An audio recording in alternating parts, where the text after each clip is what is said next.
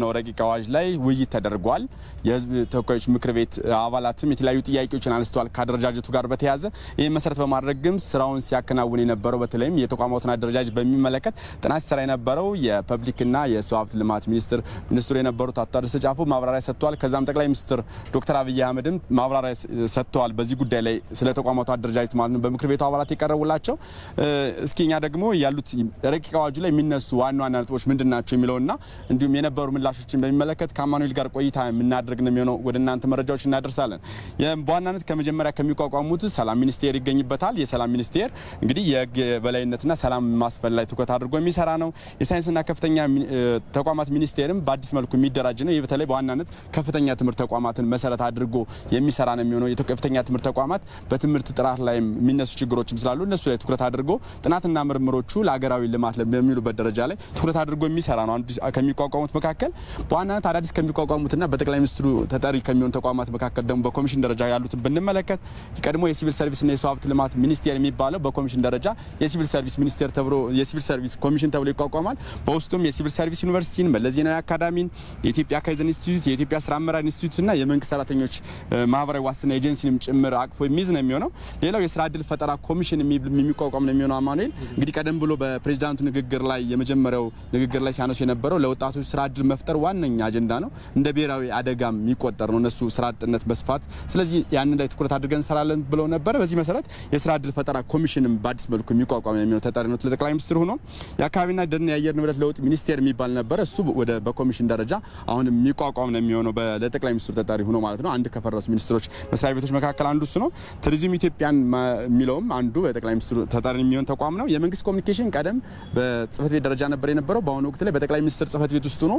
የጠቅላይ ሚኒስትሩ የጠቅላይ ሚኒስትር ጽህፈት ቤት ፕሬስ ሴክሬታሪያት በሚል በጠቅላይ ሚኒስትር ጽህፈት ቤት ውስጥ ይቋቋማል ተብሎ የሚጠበቀው የፕላን ኮሚሽን ቀደም ብሔራዊ ፕላን ኮሚሽን የሚለው ፕላን ኮሚሽን ተብሎ አሁን ይቋቋም ፕላንና ልማት ኮሚሽን ተብሎ ግን በውስጡ የፖሊስ ጥናትና ምርምር ኢንስቲትዩት የኢትዮጵያ ልማት ምርምር ኢንስቲትዩት የሚባሉ ተቋማትን ወደ አንድ እንዲደራጁ ተደርጎ የፖሊስ ጥናትና ኢንስቲትዩት ተብሎ በአዲስ መልኩ ይዋቀሩና በብሔራዊ በፕላንና ልማት ኮሚሽን ተብሎ አዲስ በተቋቋመ በዛ ውስጥ የሚካተቱ ነው የሚሆነው የኢትዮጵያ ኢንቨስትመንት ኮሚሽን ነው ሌላው ቀደም በኮሚሽን ደረጃ ነበር ነገር ግን አሁን ተጠሪነቱ ለጠቅላይ ሚኒስትሩ ነው የኢንዱስትሪ ፓርኮች ልማት ዳይሬክቶሬትና ቀደም የኢትዮጵያ የአበባ ልማትና የሆርቲካልቸርና ግብርና ኢንስቲትዩት የሚባል ኤጀንሲ የሚባልም ስለነበር እሱ ፈርሶ በዚህ ውስጥ እንዲጠቃለል ተደርጓል እነዚህን አቅፎ የኢትዮጵያ ኢንቨስትመንት ኮሚሽን በኮሚሽን ደረጃ የሚቋቋም ነው የሚሆነው በዋናነት እነዚህ ለጠቅላይ ሚኒስትሩ ተጠሪ ለሚኒስትሮች ምክር ቤት ተጠሪ የሚሆኑ ተቋማት ናቸው ለዚህ ተወካዮች ምክር ቤት ተጠሪ የሚሆኑት የኢትዮጵያ ብሮድካስት ባለስልጣን የኢትዮጵያ ብሮድካስቲንግ ኮርፖሬሽን የኢትዮጵያ ፕሬስ ኤጀንሲ የኢትዮጵያ ዜና አገልግሎትና የጸረ ሙስና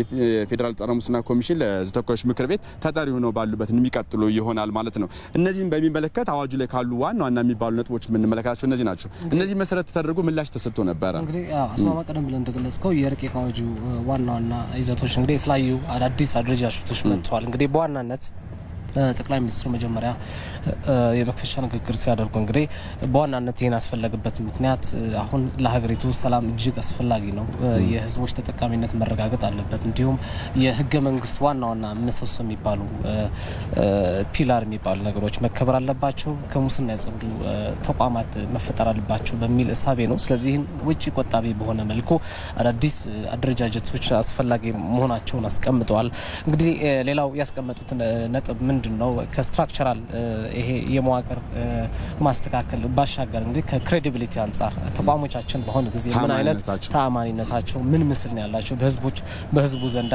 ምን ተቀባይነት አላቸው የሚለው ስለዚህ ይህንንም ታሳቢ ያደረገ ነው ይህ አጠቃላይ አዳዲስ አደረጃጀቶች መውጣታቸው ማለት ነው ስለዚህ እሳቸው ምንድነው ያለው ተቋማት ቋሚም አይደሉም የራሳቸው የሆነ አላማ ማንነት ያላቸው ናቸው ይህን አላማና ማንነት ብዙ ባረጉበት ግን ተቋም የመሆን ህልውናቸው ያጣሉ ብለዋል ስለዚህ ለውጦችን በማየት ሁሉንም ስለዚህ ከጊዜ ወደ ጊዜ አፕዴት እየተደረጉ የሚሄዱ ነገሮች እንዳሉ አስቀምጠዋል እንግዲህ በቀጣይ ይህ ብቻ ሳይሆን አሁን የውጭ ጉዳይ ሚኒስቴር በቀጣይ ፖሊሲ እየተፈተሸ መሆኑ የግብርና ፖሊሲ እየተፈተሸ መሆኑ ሌሎች የዲሞክራሲ ተቋማት ኢንፋክት ይሄ አስፈጻሚ አካላት ኃላፊነትና ስምግባር ተግባራት የሚወሰንበት ነው በቀጣይም እነዚህ ምርጫ ቦርድ የሰብአዊ መብት ምናምን ምንላቸው በቀጣይም እነዚህም በዚህ ፕሮሰስ የሚያልፉ ይሆናል ብሎን ያስቀመጥ እንግዲህ ዘርዘር ያሉ በአዋጅ ላይ የተካተቱት አዳዲስ አደረጃጀቶች ምክንያት በማድረግ እንግዲህ የፓርላማ አባላቱ ማብራሪያ የሚጠይቁ ጥያቄዎችን አንስተዋል። ከዚህ አንፃር እንግዲህ የፐብሊክ ሰርቪስ ሚኒስትሩ አቶ ታገሰ ጫፎ እንዲሁም ጠቅላይ ሚኒስትር ዶክተር አብይ አህመድ ለዚህ ጥያቄዎች ምላሽ ሰጥተዋል። በዋናነት የተነሱ ምንድናቸው? አንዱ ቅድም አንተም ስታስቀምጠው እንደነበረን በርካታ በተጠሪነት ለአዲስ ሚኒስትር መስሪያ ቤቶች በርካታ ተጠሪ ተቋማት አሉ። ይሄ እንዴት ነው የሚደረገው የሚል አንዱ ተነስተዋል። ሌላው እንግዲህ አሁን የሚዋሃዱ ሚኒስትር መስሪያ ቤቶችም አሉ። የንግድና ኢንዱስትሪ ሚኒስትር ማየት እንችላለን እንደዚህ። ስለዚህ ይሄ የተደረገው ዝግጅት በቀጥታ ወደ ስራ እንዲገቡ ቢካዝ ያው እንደምናውቀው ያሉ ተቋማት ወደ ስራ ሲገቡ የመዝገብ ቤት እንትን እንዲጠ ሌላው ሚኒስትር መስሪያ ቤቶች ነው ወደ ኮሚሽን የወረዱ አሉ። ይሄ እንዴት ነው የሚልም ተነስተዋል። የሚኒስትሮች ቋሚ ኮሚቴ ሊቋቋሙ ተብሏል። ይሄ እንግዲህ ካለው የፓርላማ ቋሚ ኮሚቴ የሚጣረስ የሚና እንትን አይጋጭም ወይ የሚል ተነስቷል። ከዚህ ወጣት ሴቶችና ወጣቶች አሁን ወደ ነበረበት ተመልሰዋል። ስለ 65% ወጣት ባለበት ሀገር ውስጥ ከዚህ አንፃር የተነሱ ጥያቄዎች ነበሩ። እንግዲህ አቶ ታገሰ ጫፎ እንዲሁም ጠቅላይ ሚኒስትር ዶክተር አብይ አህመድን ለዚህ ማብራሪያ ሰጥተዋል። አንደኛው እንግዲህ በርካታ ተጠሪ ተቋማት የሚለው እንግዲህ በአንድ የፖሊሲ ማዕቀፍ አድርገህ ለማስተዳደርና ሰብሰብ ለማድረግ ታስቦ ነው። ስለዚህ በቅንጅት ለመስራት ትልቅ አድቫንቴጅ እንዳለው ነበር ያስቀመጡት። አሁን ቅድም እንዳነሳው ተቋማትን በሚመለከት አንዳንዶቹ ወደ ኮሚሽን ደረጃቸው መውረዳቸው ለምሳሌ የአየር ንብረትና ለውጥ ሚኒስቴር የነበረው ወደ ኮሚሽን መውረዱ ስራዎችን የሚሰራቸውን ስራዎች ማሳነስ ማለት አይደለም። በዚህ ባሉበት በኮሚሽን ደረጃ መስራት የሚችሉበት ሁኔታ ስለሚፈጠር ነው የሚል ነገር አነስተዋል። ከዛም ባለፈው ቅድም እንዳነሳው እንዳልከው አሁን ሚኒስትር መስሪያ ቤቶችን ወይም ተቋማቱን ከማደራጀት ጎን ለጎን ደግሞ ፖሊሲያቸውም እየተፈተሸ ነው የሚገኘው። የውጭ ጉዳይ ሚኒስቴር ከተቋሙ ሪፎርም እንደሚያደርግ ካለፈ በሱም በተጨማሪ የውጭ ጉዳይ ሚኒስቴር የሚመራበት ፖሊሲም ቢሆን መታየት አለበት። ግብርናውም እንደዚህ ነው። ስለዚህ በቀጣይ ሁነቶች የሚቀጥሉበት ሁኔታ አለ የሚል ነገር አንስተዋል። ከዚህ ጋር ተያይዘው ምንድነው ከሚኒስትሮች ወይም ከግለሰቦች ጋር መያያዝ የለበትም። ምክንያቱም በይዘት ነው መለካት ያለበት። የማስፈጸም ስልጣኑ እንዲሁም ተግባራቱ እዛ ከተቀመጡ ኮሚሽኑ ሆነ በሚኒስትር መስሪያ ቤት ደረጃ ተቋቋመ ልዩነት የለውም ብሏል። ዋናው የስትራቴጂ ለውጥ የለውም። ስለዚህ ይህንን ባንድ የተቀናጀ ማዕቀፍ ለመፈጸም ያስችላል። እንዲሁም ኮስት ሚኒማይዜሽን ያለው ማለት ነው 28 ሚኒስትር መስሪያ ቤቶች ከሚኖረው ወጪ ቆጣቢ ከማድረግ አንፃር ነው። አሁን ነባራዊ ሁኔታውን ኢትዮጵያ ካለችበት ሁኔታ አንፃር 20 በላይ ያሉ ተቋማትን መሸከም ለኢኮኖሚም ቢሆን አስቸጋሪ ነው የሚሆነው። ስለዚህ ወደ 20 ማውረድ አስፈልጓል ብሏል። በተለይ አንድ ደግሞ አብረን ብናነሳው ቅድምም ለተመልካቾቻችን ስናደርስ ጥናትን በሚመለከት አንስተን ነበርና አቶ ታገሰ ጫፎም ቢሆኑ ጠቅላይ ሚኒስትር ዶክተር አብይ አህመድም ሁለቶችም የገለጹት ላለፉት 5 እና 6 ወራቶች ከፍተኛ የሆነ ጥናት ተደርጎበታል። ተቋማቶች በዚህ መልኩ ሲደራጁ ያላቸው ውጤታማነትና የሚያስገኙ ጠቀሜታ የሚኖሩት ጉዳቶችን ያማከለ ጥናት ተደርጎበታል ቢል አንስተዋል። ከመንግስት የልማት ድርጅቶች ጋር በተያያዘ ባለፉት የተወሰነ ውሳኔ ያለ በመንግስት የመንግስት የልማት ድርጅቶችን ወደ ግል በከፊልና በሙሉ ማዛወር ከሱ ጋር ተያይዞ ትክክለኛ የፋይናንስ ሂደቱ የሚቆጣጠር ተቋም በአዲስ መልኩ እንዲደራጅ የተደረገበት ሁኔታ እንዳለ ተነግሯል። የልማት ድርጅቶች ይዞታና አስተዳደር ኤጀንሲ የሚባል ይሄን የሚከታተል ይሄም በአዲስ መልኩ ከደራጁ ተቋማት መካከል ናቸው ብለን መጥቀስ እንችላለን። ያው በርካታ ናቸው በአዲስ መልኩ የተቋቋሙ ቢሆኑ። ስለዚህ ቅድም እንደተጠቀሰው ነባራዊ ሁኔታው አገሪቱ ያለችበት ነባራዊ ሁኔታ በየጊዜው ተቋማት ራሳቸውን ያሳደጉ ቀደም ብሎ እንደገለጹት ሰዋዊ ባህሪ ጭምር ያላቸው ናቸው። ይወለዳሉ፣ ያድጋሉ፣ መጨረሻ ላይ ተቋማት ሊጠፉ ይችላሉና ነባራዊ ሁኔታ የሚፈጠሩ አገራዊ ሁኔታዎችን ሁሉም ታሳቢ ባደረገ መልኩ በየጊዜው ተቋማት መታየት አለባቸው። ይሄም አሁን ይደረገው የዚህ አንድ አካል ነው በሚል ጠቅላይ ሚኒስትር ዶክተር አብይ አህመድ ጠቅሰዋል። እንግዲህ ሌላው የዚህ የንግድና ኢንዱስትሪ ሚኒስትር በዋናነት የተቀመጠለት ዓላማ አለ። ከኢንቨስትመንት ኮሚሽን ሚና ጋር ይጋጭም ወይ የሚል አንድ ኮንሰርን ተነስቶ ነበር። እንግዲህ ጠቅላይ ሚኒስትሩ እንዲሁም አቶ ታገሰ ጫፎ ማብራሪያ ሲሰጡ ያሉት ምንድነው ንግድና ኢንዱስትሪ በተለይ ኢንዱስትሪ የሀገር ውስጥ ባለሀብቶችን ከማበረታታት አንፃር ያ እንደ አሳይመንት እንደ ቤት ስራ ይወስዳል ማለት ነው። ኢንቨስትመንት ኮሚሽኑ ግን በውጭ እንግዲህ ጥሩ ስም ያላቸው ኩባንያዎችን ወደ ሀገር ውስጥ በመሳብ የውጭ ኩባንያዎች በኢትዮጵያ ኢንቨስት የሚያደርጉበት ሁኔታ እንዲፈጠር ሚናውን ይጫወታል ብለዋል። ከዚህ ከሴቶችና ወጣቶች ጋር በተያያዘ እንግዲህ የወጣቶች ጉዳይ የአንድ ሚኒስትሪ ጉዳይ ብቻ አይደለም ብለዋል። ቅድም ስጠቅሰው እንደነበር እንግዲህ ሳይንስና የከፍተኛ ትምህርት ተቋማት በዋናነት ይሄ ወጣቱ ኃይል ነው የሚያለሙት። እያንዳንዱ ሚኒስትር መስሪያ ቤትም በውስጥ በሚያደርገው የስትራክቸር ለውጥ ሊሆን ይችላል ከሹመትም ጭምር ኃላፊነትም ጭምር እንግዲህ ወጣቶችም ማዕከል ያደረገ ስራ ሊሰሩ እንደሚገባ ነበር የተናገሩት ጠቅላይ ሚኒስትር ዶክተር አብይ አህመድ። ሌላው ከዚህ የሚኒስትሮች ምክር ቤት አዲስ የሚኒስትሮች ምክር ቤት ቋሚ ኮሚቴ ይቋቋማል ብለዋል። ይሄ ምንም የሚጋጭ ነገር የለውም። ትላልቅ የሚባሉ ክላስተሮች በዘርፍ በኢኮኖሚ ማፋብሪያ ጉዳይ ለመምራት ያስችላል። እንዲሁም በቀላሉ የሚቋቋሙ ተቋማት የሚሆኑ ሚኒስትር መስሪያ ቤቶች ለማደራጀትም እንግዲህ ስልጣን ኖሮት ይሄን ለመስራት እንደሚያስችል ነበር። ተመልካቾቻችን አሁን በአሁኑ ወቅት የህዝብ ተወካዮች ምክር ቤት አባላት ወደ አዳራሹ ገብተዋል። ቀጣይ ደግሞ እንግዲህ የሚኒስትሮች ሹመት ይጠበቃል በተቋቋሙት ላይ። ስለዚህ አሁን እሱንም ወደ እናንተ የምናደርስ ነው የሚሆነው። አሁንም አብራችሁ እንድትቆዩ እንጋብዛለን።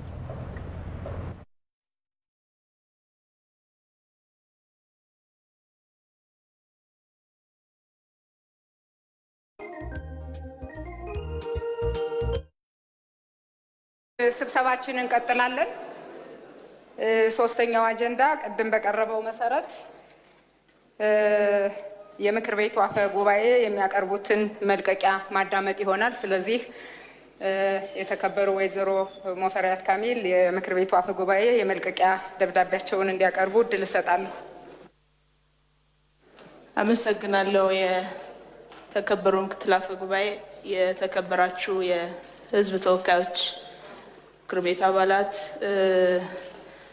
ባለፉት ጊዜያት የተከበረውን ምክር ቤት የኢትዮጵያ ህዝብ የሉዓላዊነት መገለጫ የሆነ ትልቅ ተቋም በተለያዩ ደረጃዎች ከቋሚ ኮሚቴ ጀምሮ ሳገለግል ቆይቻለሁ። በቅርቡ ባለፉት 5 ወራት ገደማ ደግሞ በአፈ ጉባኤነት የማገልገል እድል አግኝቻለሁኝ።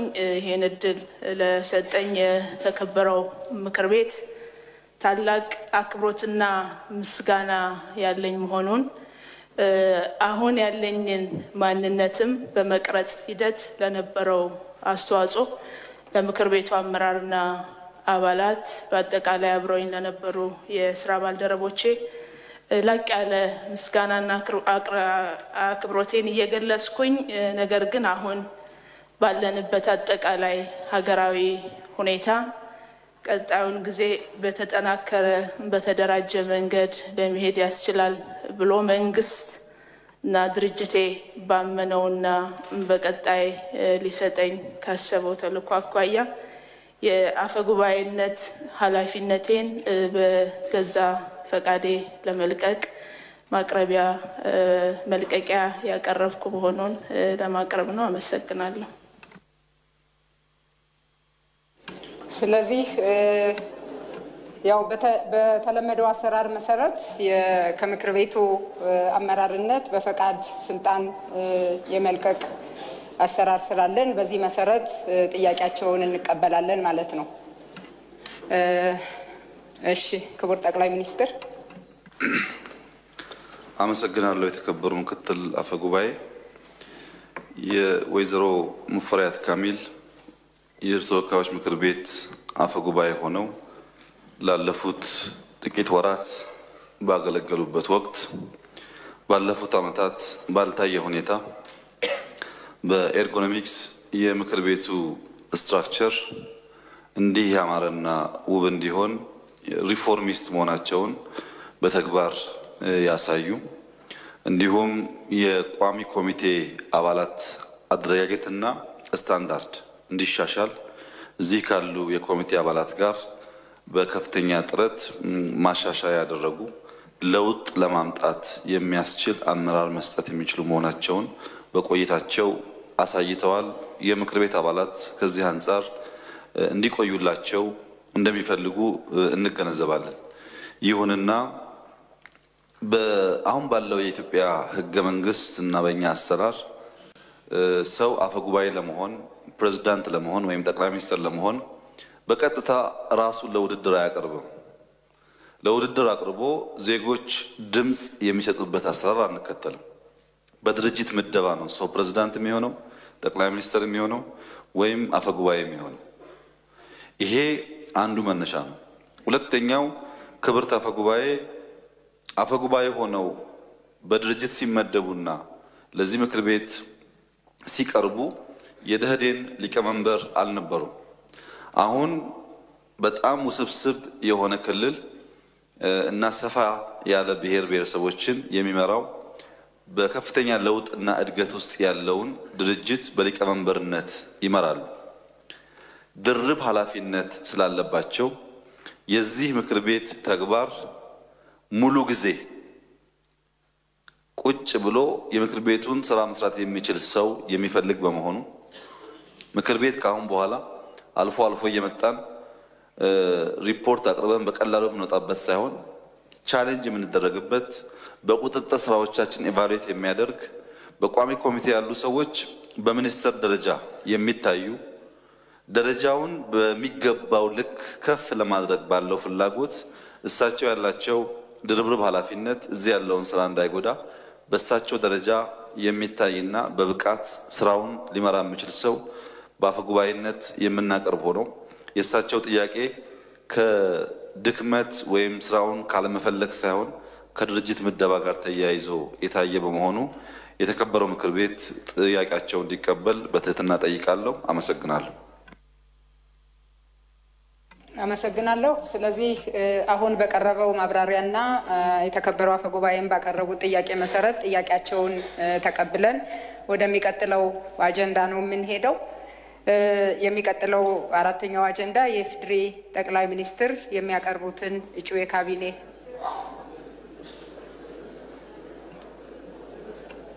ውሳኔ አይሰጥም። አሰራሩ እሱን አይልም። መቀበል ብቻ ነው የቀረበውን ጥያቄ። ስለዚህ ጥያቄውን በምን አግባብ እንደቀረበ ሰምተናል። በዚህ መሰረት ውሳኔውን የቀረበውን ጥያቄ ተቀብለን ወደሚቀጥለው አጀንዳ ነው የምንሄደው የተከበራችሁ የምክር ቤት አባላት። ስለዚህ በዚህ መሰረት ወደ አራተኛው አጀንዳ ነው የሚሄደው።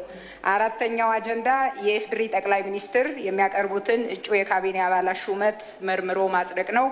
በዚህም መሰረት የኢፌዴሪ ጠቅላይ ሚኒስትር ክቡር ዶክተር አብይ አህመድ እጩ የካቢኔ የሹመቱን እንዲያቀርቡ እጠይቃለሁ።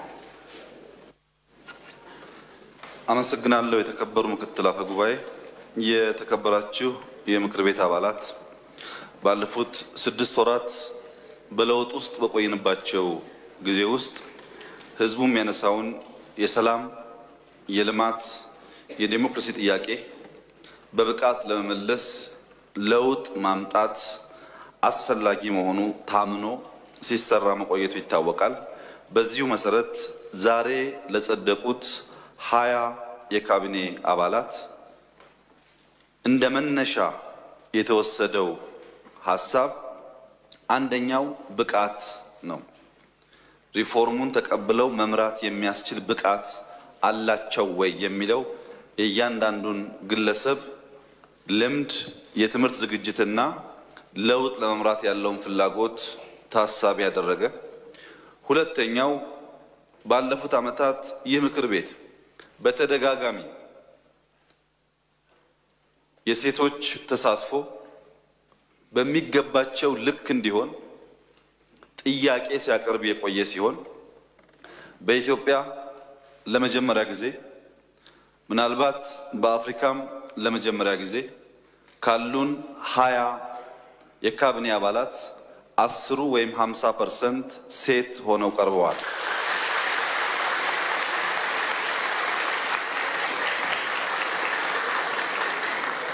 ይህ እንዲሆን የታሰበበት ዋነኛው ዓላማ ይህንን ምክር ቤትና ህዝባችንን ማክበር ስለሚያስፈልግ ነው። ሴቶች በነበረው ነውጥ ውስጥ በጥቂት % ካልሆነ በስተቀር ሀገር ተረጋግታ በሰላማዊ መንገድ እንድትሄድ ወታደር ካደረገው ሚና በላይ ትልቅ አስተዋጽኦ ያበረከቱ፣ በንጽጽር በሌብነት ባነሰ ደረጃ የሚታሙ፣ ስራቸውን የሚያከብሩ፣ በተጨባጭ ሰርተው የጀመርነውን ለውጥ ሊያዘልቁ ስለሚችሉ የነሱን 50% አስፈጻሚ እንዲይዙ በህግ አወጣጥ እና አተረጓጎም ሂደት ውስጥም በዲሞክራሲ ተቋማት ውስጥም ይህ አሰራር ተጠናክሮ እንዲቀጥል ድርጅታችን በጉባኤው ባስቀመጠው አቅጣጫ መሰረት ተግባራዊ ሆኖ ለዚህ ምክር ቤት እንዲቀርብ ሆኗል። ዛሬ የማቀርባችሁ የካቢኔ አባላት የኢትዮጵያ ህዝብና የኢትዮጵያ መንግስት ጥቂት ጉዳዮች ከእናንተ ይፈልጋል። የመጀመሪያው ሌብነትን መጠየፍ ነው። ሌብነትን የሚጠላ ሌብነት ክፉ ስር መሆኑን የሚያምን ከድሃ ህዝብ የማይሰርቅ መስረቅ ብቻ ደግሞ ሳይሆን ሀብት የማያባክን እያንዳንዷን ሳንቲም ደምሮ ወደ ልማት የሚያውል መሪ መሆናችሁን መንግስትና የኢትዮጵያ ህዝብ ይጠብቃል። ሁለተኛው ቅንነት የተሞላበት አገልጋይ መሆን በማንችላቸው ጉዳዮች ባህልና ወግ እምነትና ታሪክ ያለው የኢትዮጵያ ህዝብ አንችልም ይቅርታ አድርጉልን ስንል አጥፍተን በድለን ጭምር የሚያደርግ በመሆኑ ቅንነት የተሞላበት አገልጋይ ለመሆን ወስነን ከሰራን ባናሟላ እንኳን ህዝባችን ተገንዝቦ ይቅር ለን ስለሚችል የፖለቲካ ኢንትሪግ ኮንስፓይረሲ ላለፉት ዓመታት ቺን ሀገር ሲያደቅ የነበረው ሐሳብ ለፕሮፌሽናል ሚኒስትሮች የማያስፈልግ በመሆኑ ከዚህም መራቅና በሙያ ማገልገል ቅን መሆን የኢትዮጵያ ህዝብና መንግስት ከናንተ ይጠብቃል። ሶስተኛው ተቋም ቅድም እንዳነሳሁት ቤተሰብ ነው። ከሰራተኛ ጋር ቤተሰባዊ የሆነ ግንኙነት ያስፈልጋል። ወደ ሊፍት ስንገባ ሰራተኛውን ከሊፍት የምናስወርድ ቦሲ አምባገነን መሪዎች ሳንሆን ሰራተኞች ጋር የምንበላ ሰራተኞች ጋር የምንመካከር ሰራተኞች የሚሰሩበት ስፍራ ይሄን የምንጎበኝ በጋራ ቪዥንና ዓላማ ሰርተን የምናሰራ መሪዎች መሆን ይጠበቅብናል። ቢሮዎቻችንን ዘግተን እኛ ከሌላ ስፍራ የመጣን ሰራተኛው እኛን ለማግኘት የሚቸገር ቢሮክራት ብቻ ሳይሆን ቢሮ የሚዘጋና የመርቶ ሰርቶ ገርቶ ለውጥ የሚያመጣ መሪ ያለ መሆንን በሽታ በከፍተኛ ደረጃ እንደምትቀንሱ ይጠበቃል። ሶስተኛ አራተኛው በራሳችሁ ሁኔታ ተቋማዊ ሪፎርም በመስራት እያንዳንዱ ሚኒስትሪ የተከመረውን ካርቶን የተከመረውን ፓርቲሽን የሚያፈርስ የሥራ ቦታውን በኤርጎኖሚክ ሳይንስ አማካኝነት የሚያጸዳ አጽድቶ ጽዱ የሥራ አካባቢ የሚፈጥር አንዳንድ የሥራ ሁኔታዎች አውቶሜሽን ከዩኒቨርሲቲዎች ጋር ከግል በሰርቭ የሚሰሩ ኩባንያዎች ጋር በመተባበር የተቀላጠፈና ዘመናዊ አገልግሎት ለመስጠት የሚያስችል የአውቶሜሽን ስራ የሚሰራ የሥራ ሰዓት የሚያከብር ሚኒስትሮች በሚሰሩበት ቦታ ቢያንስ 30 ደቂቃ እስከ 1 ሰዓት ከሰራተኛ ቀድመው ቢሮ መግባት ይጠበቅባቸዋል። ሰብስበን ስራ ስሩ ሳይሆን ቀድመን በመግባት ስራ መስራት ክቡር መሆኑን ማሳየት ይጠበቅብናል። ቀድመን የምንገባ ዘግይተን የምንወጣ ለምሳ እያልን ማንመላለስ ትጉ ሰራተኛ በመሆን በአርአያነት እንድንመራ መንግስትና ህዝብ ይጠብቃል። ከሁሉ በላይ በምንችለውም በማንችለውም ጉዳይ ስቆ ማስተናገድ፣ አገልጋይ መሆን፣ ቁጡ አለመሆን፣ የሰውን ችግር መረዳት ሰራተኞቻችን እጅግ አነስተኛ በሆነ ደሞዝ እና ባልተመቻቸ የኑሮ ሁኔታ ስለሚሰሩ ስራ አካባቢያቸው ሲመጡ ተጨማሪ በርደን ተጨማሪ ሸክም ሳይኖርባቸው ደስተኝነት እንዲፈጠርባቸው አበክሮ የሚሰራ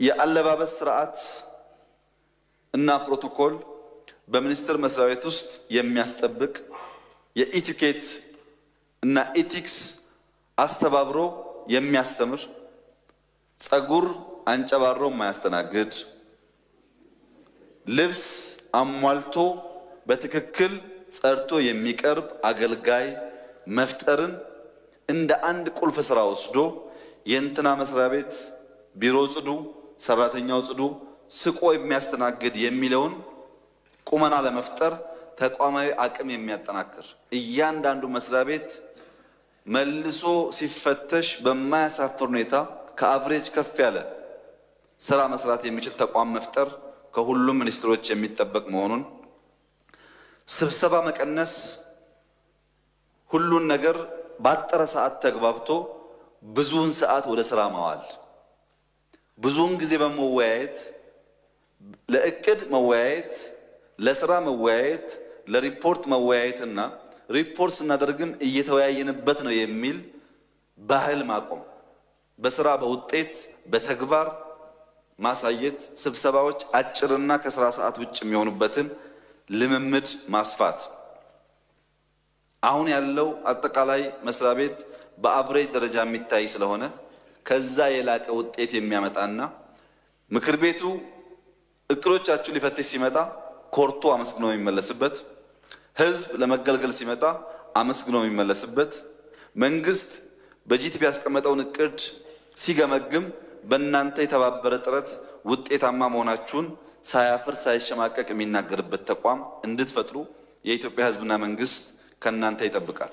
በተለይ ዛሬ የምትሾሙ 10 ሴት የካቢኔ አባላት የኢትዮጵያ ህዝብ በእናንተ መስሪያ ቤት ውስጥ ሌብነት በሐሜት ደረጃ እንኳን የማይነሳ የሥራ ትጋት፣ አዛኝነት፣ ሩሩህነት፣ እናትነት፣ እህትነት የሚገለጥበት ተቋም እንደምትፈጥሩና ሴቶች አይመሩም የሚለውን እሳቤ በተግባር እንደምታፈርሱ መንግስትና ህዝብ ይጠብቃል። ሚኒስትሮች እነዚህን ነገሮች ታሳቢ አድርገው እንዲሰሩ ዝርዝር ውይይትና ምክክር ካደረግን በኋላ የሚቀጥሉት የካቢኔ አባላት ለተከበረው ምክር ቤት በዝርዝር አቅርቤ እንዲቀበለኝ በአክብሮት ጠይቃለሁ።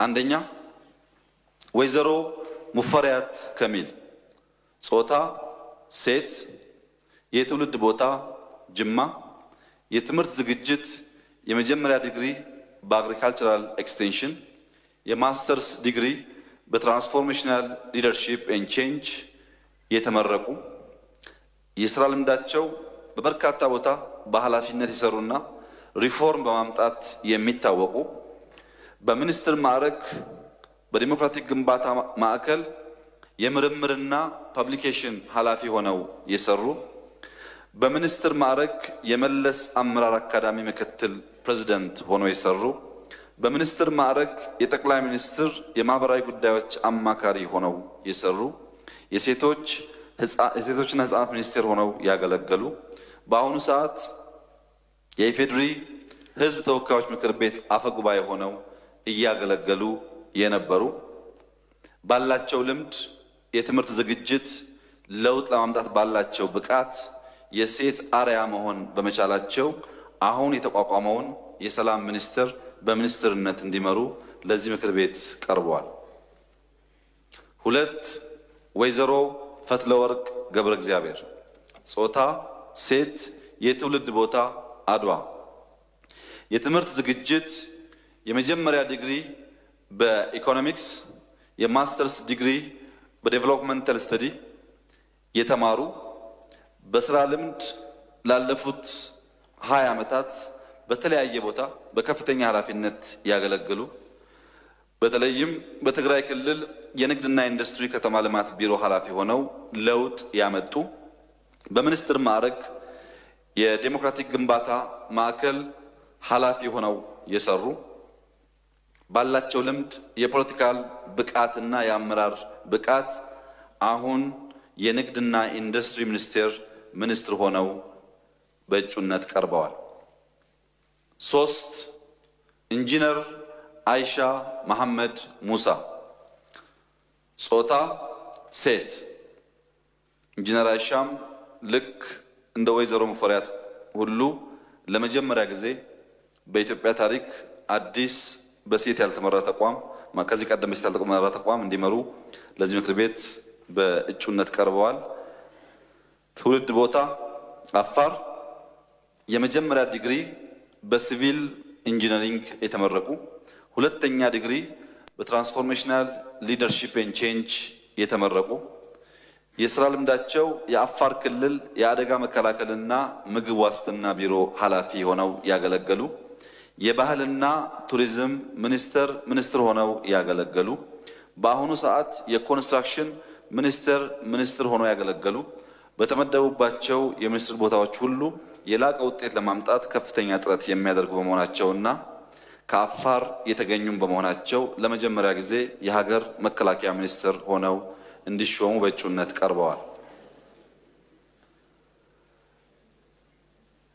4 አቶ አህመድ ሼዴ መሐመድ ጾታ ወንድ፣ የትውልድ ቦታ ነጌሌ ቦረና፣ የትምህርት ዝግጅት የመጀመሪያ ዲግሪ በኢኮኖሚክስ፣ የማስተርስ ዲግሪ ዴቨሎፕመንታል ስተዲስ፣ ሌላ ማስተርስ በኢንተርናሽናል ቢዝነስ የተማሩ እና በከፍተኛ ውጤት የተመረቁ የሥራ ልምድ የሶማሌ ክልል ኢንቨስትመንት ቢሮ ኃላፊ ሆነው ያገለገሉ የሶማሌ ክልል የግብርና አርብቶ አደርና ገጠር ልማት ማስተባበሪያ ቢሮ ኃላፊ ሆነው ያገለገሉ የገንዘብና ኢኮኖሚ ትብብር ሚኒስተር ዴታ ሆነው ያገለገሉ የትራንስፖርት ሚኒስተር ሆነው ያገለገሉ በአሁኑ ሰዓት የመንግስት ኮሙኒኬሽን ጉዳዮች ጽህፈት ቤት ሚኒስትር ሆነው ያገለገሉ ያሉ በተመደቡበት ስራ ሁሉ ውጤታማ በመሆን የሚታወቁ ወጣት መሪ በመሆናቸው የገንዘብና ኢኮኖሚ ሚኒስትር ሆነው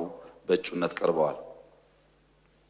5 አቶ ኡመር ሁሴን ጾታ ወንድ የትውልድ ቦታ አርሲ የትምህርት ዝግጅት የመጀመሪያ ዲግሪ በኢኮኖሚክስ የማስተርስ ዲግሪ በኢኮኖሚክስ ያላቸው የሥራ ልምዳቸው የኦሮሚያ ግብርና ቢሮ ኃላፊ ሆነው ያገለገሉ በምክትል ፕሬዝዳንት ማዕረግ የኦሮሚያ ግብርናና ኢኮኖሚክስ ሴክተር የመሩ የኦሮሞ ዴሞክራቲክ ፓርቲ ጽህፈት ቤት ኃላፊ ሆነው ያገለገሉ የኦሮሚያ ምክትል ፕሬዝዳንት ሆነው ያገለገሉ አሁን በሚኒስትር ማዕረግ የገቢዎችና ጉምሩክ ባለስልጣን ዋና ዳይሬክተር ሆነው በዘርፉ የምንፈልገውን ለውጥ ለማምጣት ከፍተኛ ሪፎርም በመስራት ላይ የሚገኙ ካላቸው ልምድና ብቃት በመነሳት የግብርና ሚኒስትር ሆነው በእጩነት ቀርበዋል።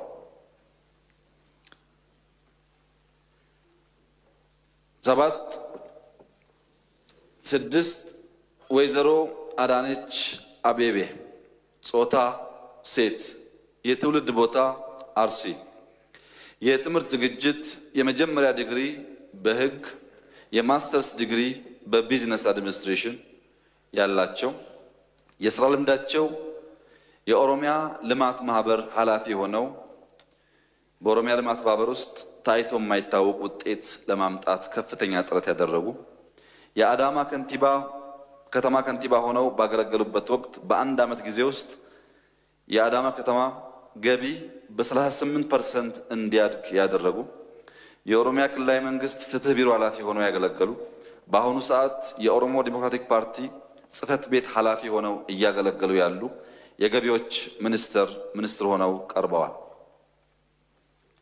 7 ዶክተር ኤርጎጌ ተስፋዬ ጾታ ሴት የትውልድ ቦታ ሆሳዕና የትምህርት ዝግጅት የመጀመሪያ ዲግሪ በውጭ ቋንቋና ስነ ጽሁፍ ሁለተኛ ዲግሪ በስርዓተ ጾታ 3ኛ ዲግሪ በአንትሮፖሎጂ እና ግጭት ማስወገድ የተመረቁ የሥራ ልምዳቸው በተለያዩ ዩኒቨርሲቲዎች በመምህርነት በትምህርት ክፍል ኃላፊነት ያገለገሉ በዩኒቨርሲቲ ቦርድነት ያገለገሉ በተለያዩ ተቋማት ኃላፊነት ያገለገሉ በአሁኑ ሰዓት የዋቸሞ ዩኒቨርሲቲ ምክትል ፕሬዝዳንት ሆነው እያገለገሉ ያሉ የሰራተኛና ማህበራዊ ጉዳይ ሚኒስትር ሆነው እንዲያገለግሉ ለተከበረው ምክር ቤት በእጩነት ቀርበዋል።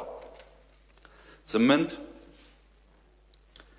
ዶክተር ፍጹም አሰፋ ጾታ ሴት የትውልድ ቦታ ሲዳማ ዞን የትምህርት ዝግጅት የመጀመሪያ ዲግሪ በአካውንቲንግ የማስተርስ ዲግሪ በሪጅናል ኤንድ ሎካል ዴቨሎፕመንት ፒኤችዲ በኢኮኖሚክስ የመጨረሻ ወረቀታቸውን በማቅረብ ላይ የሚገኙ የሥራ ልምድ በሐዋሳ ዩኒቨርሲቲ ለረጅም ዓመታት በመምህርነት ያገለገሉ የኮሌጅ ኦፍ ቢዝነስ እና ኢኮኖሚክስ በዲንነት ያገለገሉ የተለያየ ተቋማት በተለያየ ዘርፍ በማስተባበርና በመምራት ልምድ ያላቸው አሁን በሚኒስትር ማዕረግ የፕላንና ልማት ኮሚሽን ሚኒስትር ሆነው እንዲያገለግሉ በእጩነት ቀርበዋል። የካቢኔ አባል ስለሆኑ ነው። 9 ዶክተር ሂሩት ወልደማርያም ጾታ ሴት የትውልድ ቦታ ደብረ ማርቆስ የትምህርት ዝግጅት የመጀመሪያ ዲግሪ በስነ ልሳን የማስተርስ ዲግሪ አሁንም በስነ ልሳን 3ኛ ዲግሪያቸውንም በስነ ልሳን የተመረቁ ናቸው።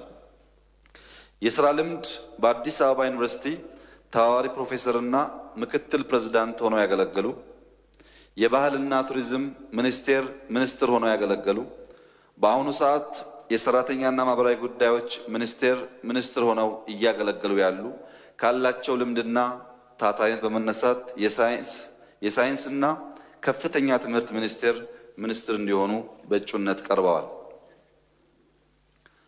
ዶክተር ጥላዬ ጌቱ ጾታ ወንድ፣ የትውልድ ቦታ ጎጃም፣ የትምህርት ዝግጅት የመጀመሪያ ዲግሪ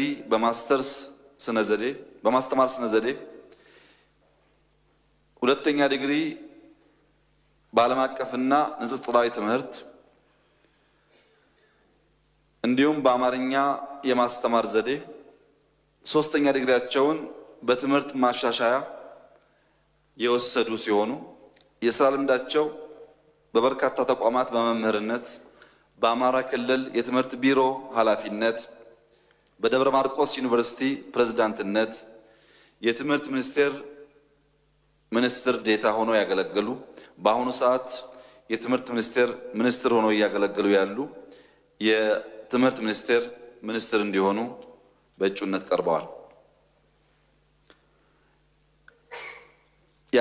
የዓለም ፀሐይ ወይዘሪት የዓለም ፀሐይ አስፋው ጾታ ሴት፣ የትውልድ ቦታ ደጓ ተንቤን፣ የትምህርት ዝግጅት የመጀመሪያ ዲግሪ ፓብሊክ ሄልዝ፣ ሁለተኛ ዲግሪ አሁንም ፓብሊክ ሄልዝ የተመረቁ፣ የሥራ ልምዳቸው በተለያየ ተቋም በሕክምናና በኃላፊነት ያገለገሉ፣ የትግራይ ጤና ቢሮ ምክትል ኃላፊ ሆነው ያገለገሉ፣ የትግራይ ሰራተኛና ማህበራዊ ጉዳይ ቢሮ ኃላፊ ሆነው ያገለገሉ የዓለም ጸጋዬ ስም ስቻለሁ መሰለኝ የዓለም ጸጋዬ፣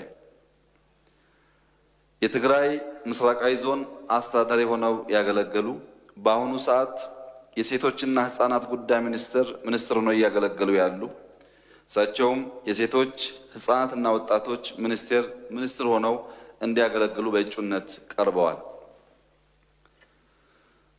ቀጥሎ የቀረቡት ወይዘሮ ዳግማዊት ሞገስ በቀለ ጾታ ሴት፣ የትውልድ ቦታ አዲስ አበባ፣ የትምህርት ዝግጅት የመጀመሪያ ዲግሪ በህዝብ አስተዳደር ያገኙ፣ ሁለተኛ ዲግሪያቸውን በህዝብ አስተዳደር በማጠናቀቅ ላይ የሚገኙ፣ የሥራ ልምድ አዲስ አበባ ዩኒቨርሲቲ መምህር የነበሩ፣ በአዲስ አበባ ከተማ አስተዳደር የጥቃቅንና አነስተኛ ቢሮ ኃላፊ ሆነው ያገለገሉ፣ በአዲስ አበባ ከተማ አስተዳደር የኮሙኒኬሽን ጉዳዮች ቢሮ ኃላፊ ሆነው ያገለገሉ፣ በአሁኑ ሰዓት የአዲስ አበባ ከተማ ምክትል ከንቲባ ሆነው እያገለገሉ ያሉ፣ የትራንስፖርት ሚኒስትር እንዲሆኑ በእጩነት ቀርበዋል።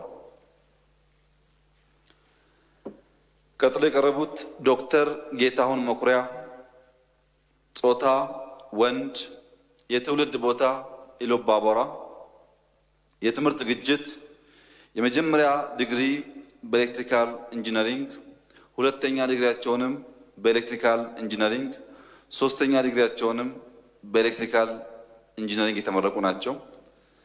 የሥራ ልምዳቸው በአዲስ አበባ ዩኒቨርሲቲ ረዳት ፕሮፌሰር ሆነው ያገለገሉ፣ የአዲስ አበባ ቴክኖሎጂ ኢንስቲትዩት ዲን ሆነው ያገለገሉ፣ የሳይንስና ቴክኖሎጂ ሚኒስትር ዴታ ሆነው ያገለገሉ፣ በአሁኑ ሰዓት የሳይንስና ቴክኖሎጂ ሚኒስትር ሆነው እያገለገሉ ያሉ፣ የኢኖቬሽን እና ቴክኖሎጂ ሚኒስትር እንዲሆኑ በእጩነት ቀርበዋል።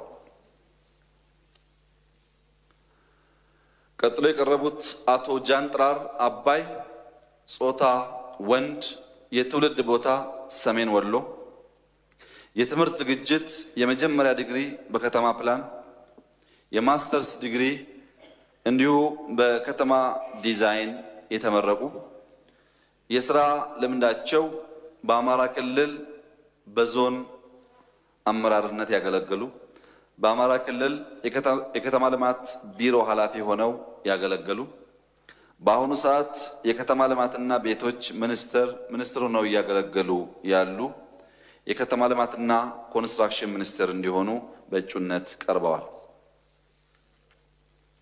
ቀጥለው የቀረቡት ዶክተር ሳሙኤል ሁርኮ ሲሆኑ ጾታ ወንድ፣ የትውልድ ቦታ ወላይታ፣ የትምህርት ዝግጅት የመጀመሪያ ዲግሪ በኢኮኖሚክስ፣ የማስተርስ ዲግሪ በዴቨሎፕመንታል ኢኮኖሚክስ፣ ሶስተኛ ዲግሪያቸውንም በዴቨሎፕመንታል ኢኮኖሚክስ ያገኙ የሥራ ልምዳቸው በተለያዩ ዩኒቨርሲቲዎች በመምህርነት በፋካልቲ ዲንነት ያገለገሉ በአሁኑ ሰዓት የወላይታ ሶዶ ዩኒቨርሲቲ ፕሬዝዳንት ሆነው እያገለገሉ ያሉ እሳቸው የማዕድንና ነዳጅ ሚኒስትር ሆነው እንዲያገለግሉ በእጩነት ቀርበዋል።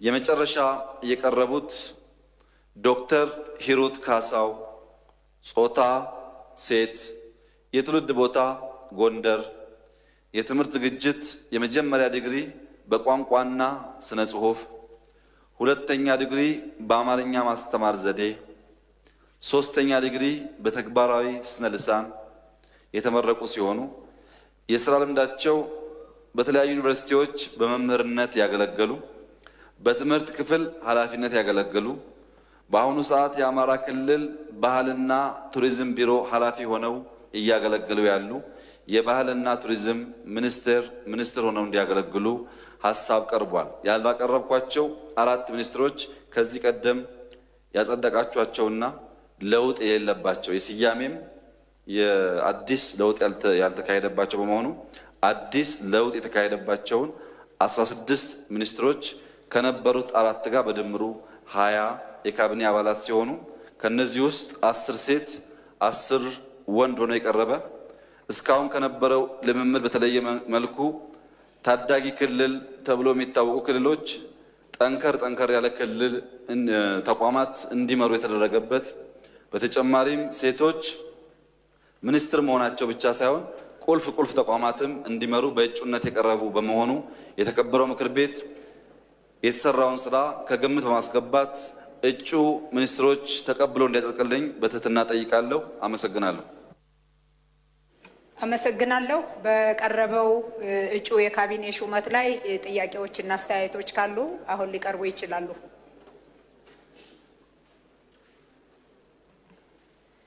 የተከበሩ አቶ ሽኩሪ አማሰንታይ ሙዳና ማፈየን ኩሐጌን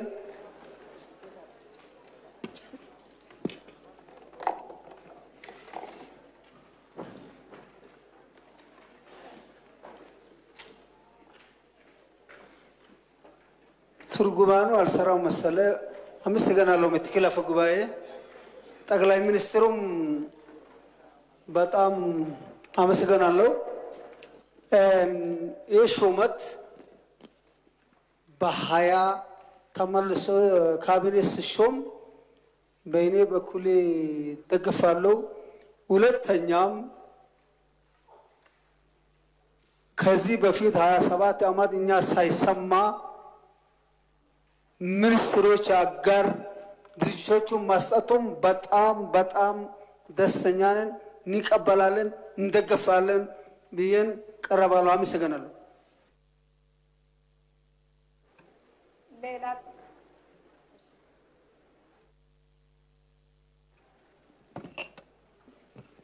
የተከበሩ ምክትል አፈ ጉባኤ ለተሰጠኝ እድል አመሰግናለሁ።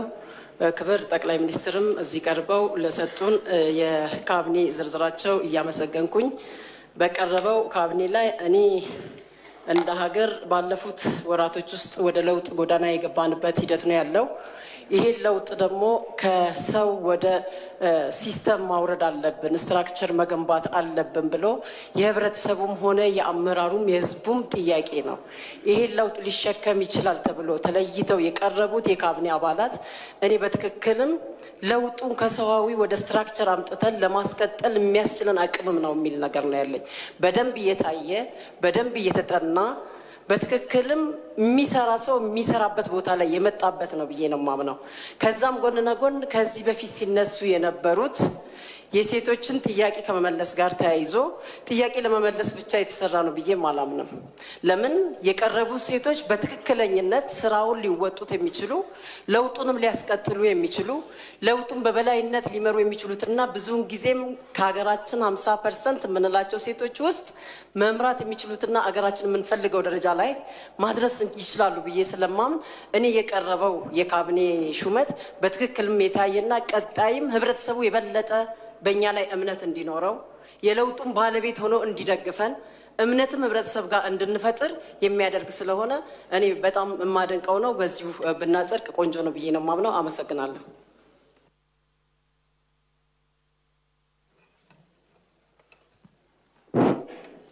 አመሰግናለሁ ተከበሩ ምክትል አፈ ጉባኤ።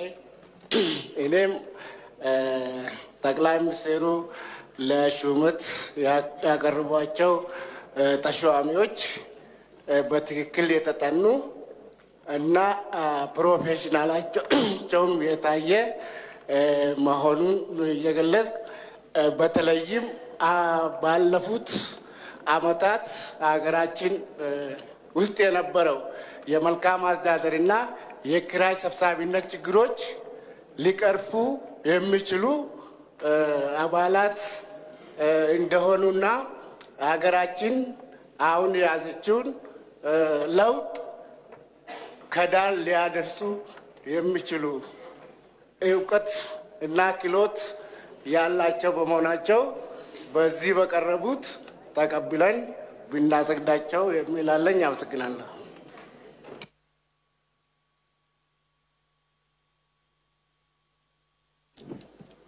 አመሰግናለሁኝ ክብርት ምክትል አፈ ጉባኤ።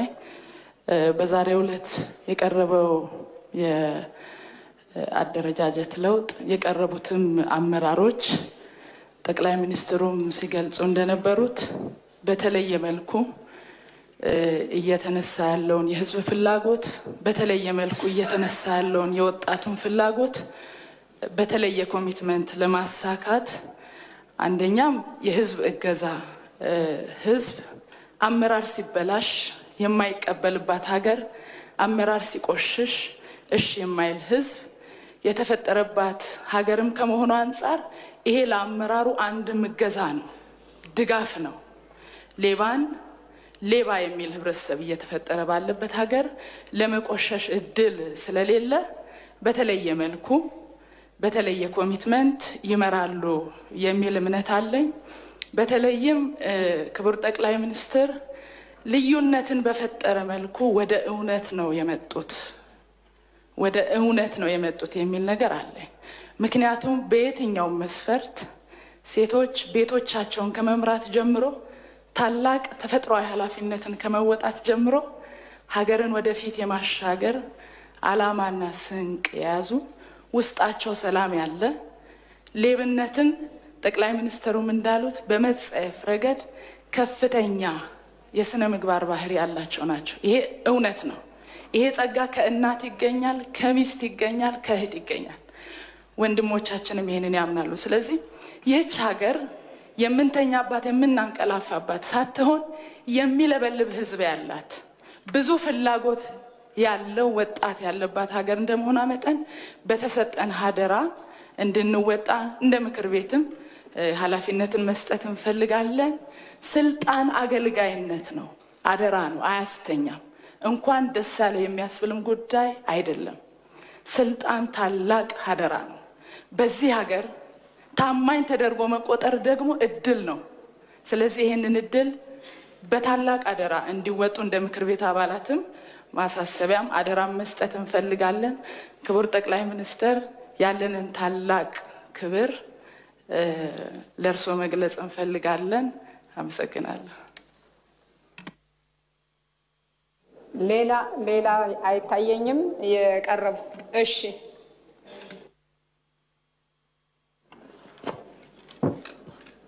እድሉ ስለተሰጠኝ የተከበሩ አፈ ጉባኤን አመሰግናለሁ። ምክትል አፈ ጉባኤን አመሰግናለሁ።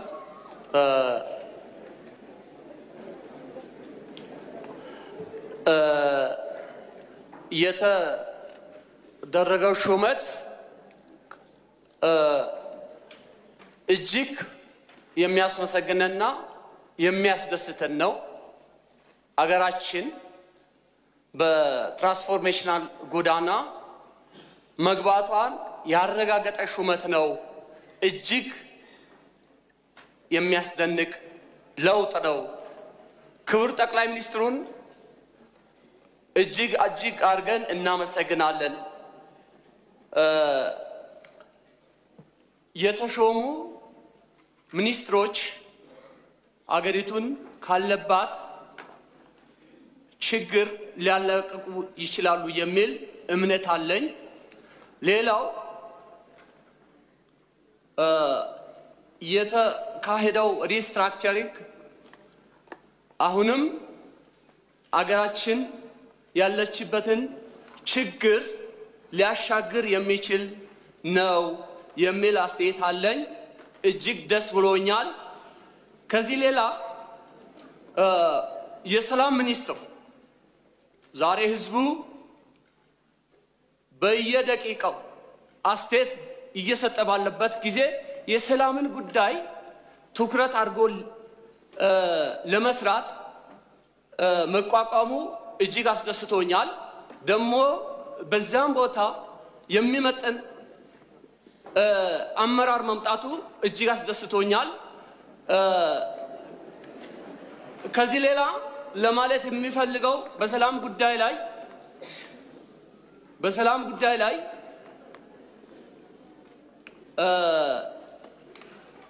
ወደፊት ትኩረት እንደተሰጠ አይተን ግን ለሰላም ሚኒስቴር የተሰጠው ኃላፊነትን በተመለከተ በጣም የሰፋ ይመስለኛል። ደህንነትም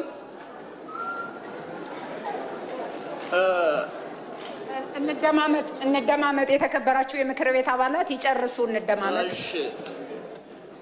ደህንነትም የፖለቲካ ጥገኛ ጉዳይም የስደተኞችም ጉዳይም የአደጋ መከላከል ጉዳይም የፌደራል ጉዳይም ልዩ ድጋፍ የሚያስፈልግ ክልል ጉዳይም የጦር መሳሪያ ጉዳይም ወዘተ እዛ ላይ ስለተካተተ ምናልባት ኃላፊነቱ የሰፋ ስለሚመስል የሰላሙን ጉዳይ እንዳያደበዝዝ ስጋት አለኝ። ምክንያቱም ይሄ ኃላፊነት ከበዛ በኋላ የተፈለገውን ውጤት እንዳያመጣ እንዳያደርግ ልዩ ትኩረት ሊሰጥ ይገባል የሚል አስተያየት ላሰምር ስለፈለኩ ነው። አመሰግናለሁ። እሺ፣ አመሰግናለሁ። ምናልባት የተነሱ ነገሮች አስተያየቶች ናቸው፣ ድጋፍ ነው። አሁን መጨረሻ ላይ የተነሳው ነገር ላይ አስተያየት የሚሰጡ ከሆነ ለክቡር ጠቅላይ ሚኒስትር። እሺ፣ አመሰግናለሁ። የተከበሩ ምክትል አፈ ጉባኤ፣ የተከበራችሁ የሕዝብ ተወካዮች ምክር ቤት ላለፉት ዓመታት ስታነሱ የነበረውን ጥያቄ ክብር በመስጠት ብቃት ያላቸው ተዋጽኦን ያሟሉ ካቢኔ ለማቅረብ ሙከራ ተደርጎ እናንተም ለዚህ ፖዚቲቭ ምላሽ ስለሰጣችሁን እናመሰግናችሁ እፈልጋለሁ። በቀጣይም በክትትል በቁጥጥር ስራችሁ ውስጥ ድጋፍ ማድረግና ስኬታማ እንዲሆኑ ማድረግ የእናንተም ኃላፊነት እንደሆነ በዚሁ አጋጣሚ ማሳሰብ እፈልጋለሁ። በመጨረሻ የተነሳው የሰላም ሚኒስትር ጉዳይ እንግዲህ ይሄ ጉዳይ አከራካሪ ነበረ። የሰላም ሚኒስትር የሚባል በዓለም ላይ የለምና እኛ እንዴት እንጀምራለን ከሚለው ጥያቄ ጀምሮ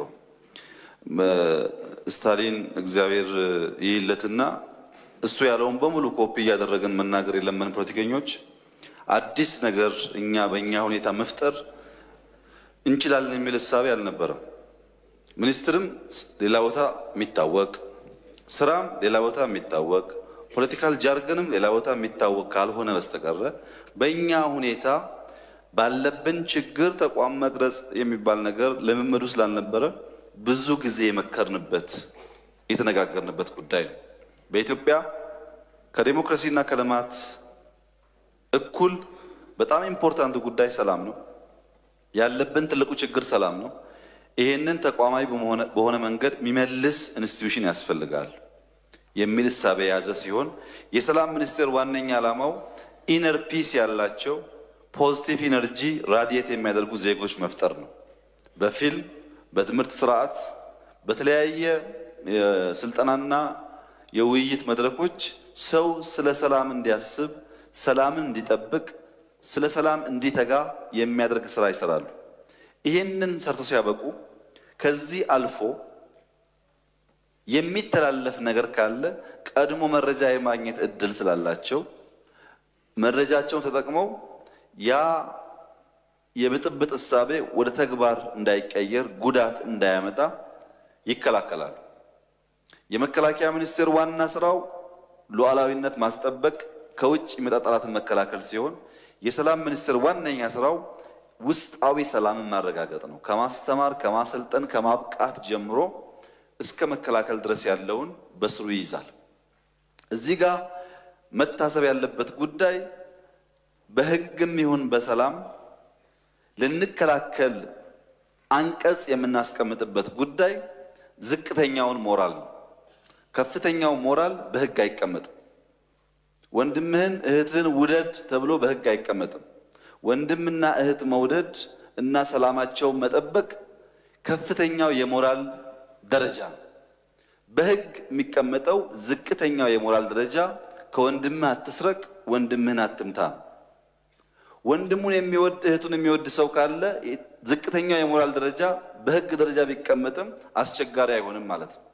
የሰላም ሚኒስቴር ዋነኛ ስራው ዝቅተኛውን የሞራል ደረጃ ሲፈጠር ማስቀረት ሳይሆን ከፍተኛውን የሞራል ደረጃ መገንባት ነው።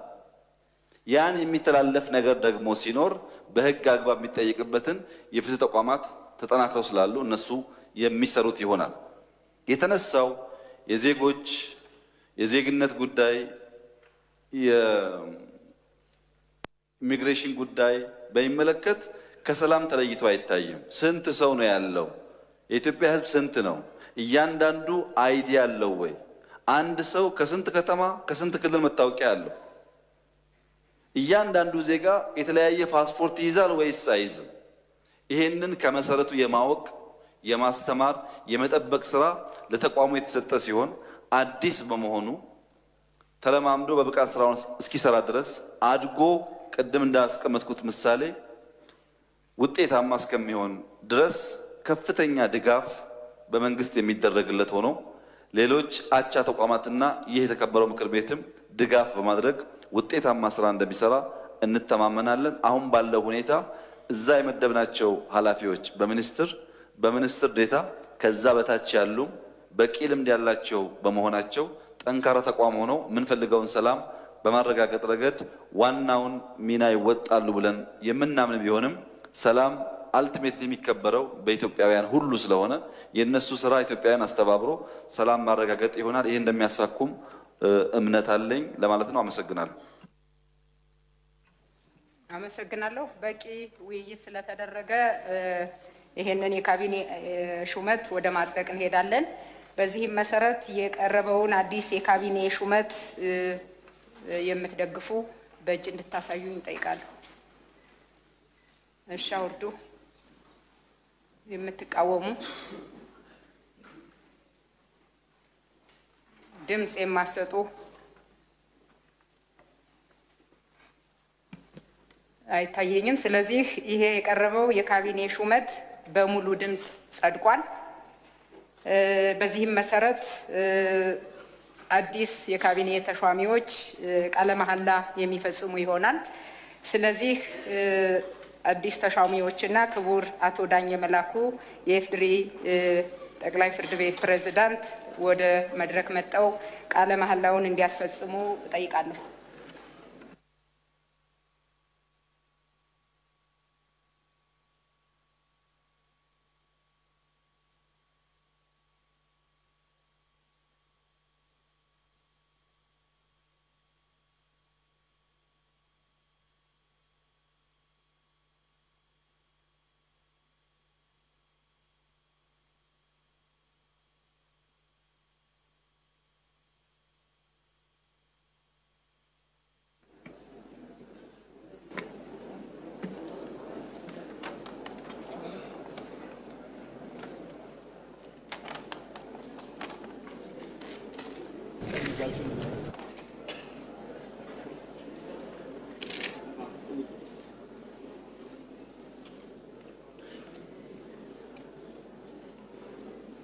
እኔ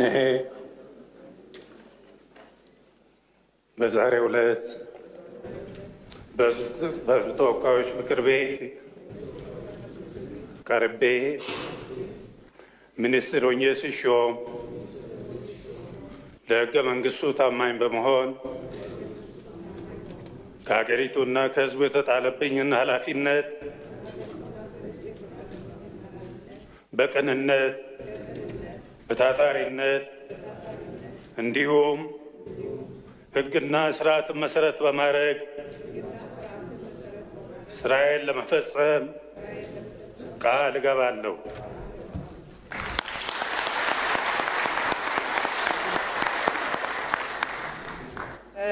ለአዲስ ተሿሚዎች መልካም የስራ ጊዜ እንመኛለን። በምክር ቤቱ ስም የዛሬ ሁለተኛ መደበኛ ስብሰባ በዚህ ተጠናቋል። ጠቅላይ ሚኒስትሩን በቅድሚያ እንሸኝ።